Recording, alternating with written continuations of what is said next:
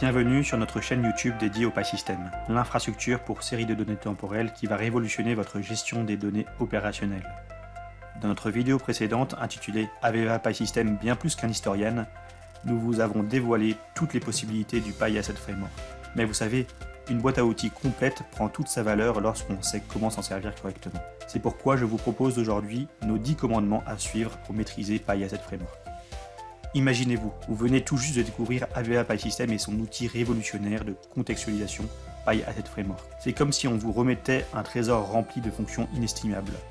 Cependant, il se peut qu'au début, l'on se retrouve vite dépourvu dans un océan de fonctionnalités, seul, sans savoir par où commencer, ni quelle direction prendre. Un mauvais départ sur l'outil peut rendre le travail fastidieux, conduire au désordre ou à de véritables maux de tête. Mais pas de panique, la maîtrise de PyAsset Framework est un voyage, et nous vous proposons notre top 10 des bonnes pratiques, 10 commandements essentiels qui vous guideront sur chacun de vos projets Py. Commandement numéro 1. Vous utiliserez des modèles. Les modèles du PyAsset Framework sont votre feuille de route pour une gouvernance de données optimale.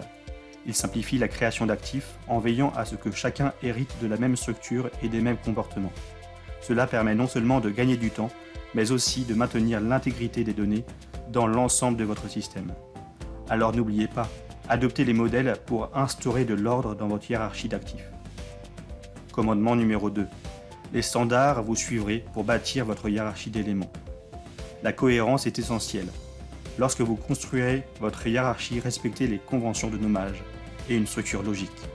Cela garantit que tout le monde puisse trouver ce dont il a besoin facilement et évite toute confusion. Une hiérarchie organisée simplifie la gestion des actifs, facilitant votre vie et celle de vos collaborateurs. Commandement numéro 3. Différentes vues simplifient la vie. Dans votre entreprise, il y a probablement plusieurs façons de visualiser l'information. Selon votre rôle, une hiérarchie par type d'équipement, par procédé, par métier ou autre sera plus ou moins pertinente. Avec les références d'éléments, PyAsset Framework offre la possibilité de visualiser vos données de différentes façons, selon vos besoins et ceux de vos équipes. Apprenez à les utiliser de manière efficace. Cela vous permet de voir vos données sous différents angles, améliorant la prise de décision et l'analyse. Commandement numéro 4. Les catégories seront utilisées partout. Les catégories, ça classe. Elles aident à s'organiser, à organiser vos modèles, vos actifs, vos analyses, les rendre faciles à rechercher et à gérer.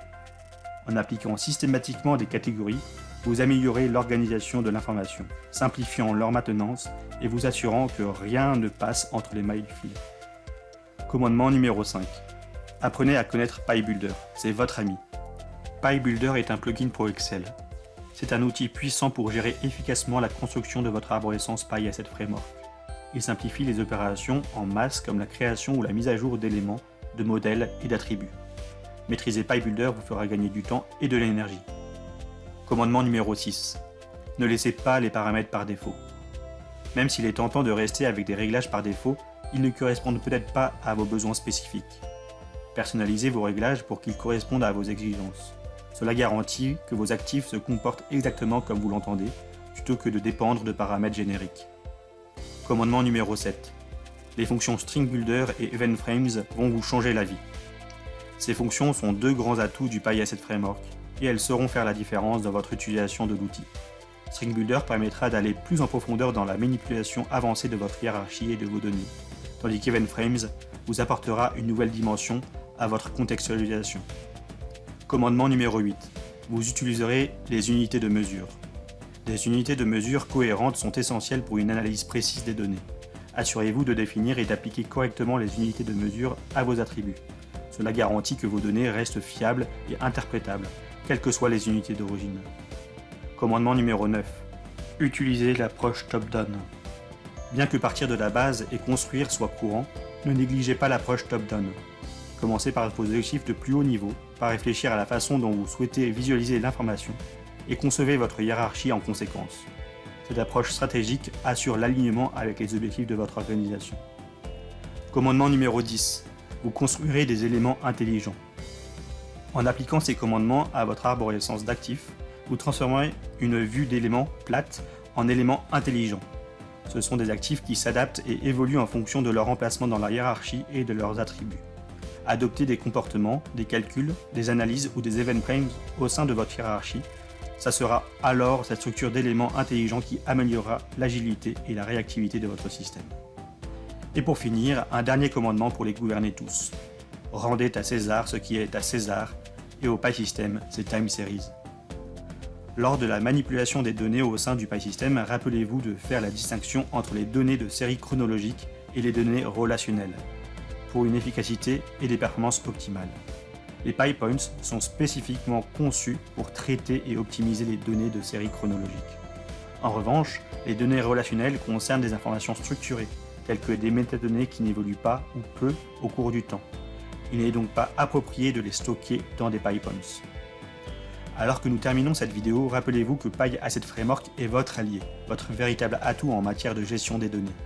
En respectant ces 10 commandements, vous disposerez d'une feuille de route idéale pour reprendre possession de vos données. D'ailleurs, n'hésitez pas à nous partager vos bonnes pratiques sur l'utilisation du PyAssetFramework. En attendant, plongeons ensemble dans cette aventure. Que vous soyez un utilisateur chevronné ou que vous découvriez tout juste ces possibilités, ces commandements éclaireront votre chemin. Rejoignez-nous dans cette exploration du PyAssetFramework et ensemble, libérons tout le potentiel de votre gestion des données.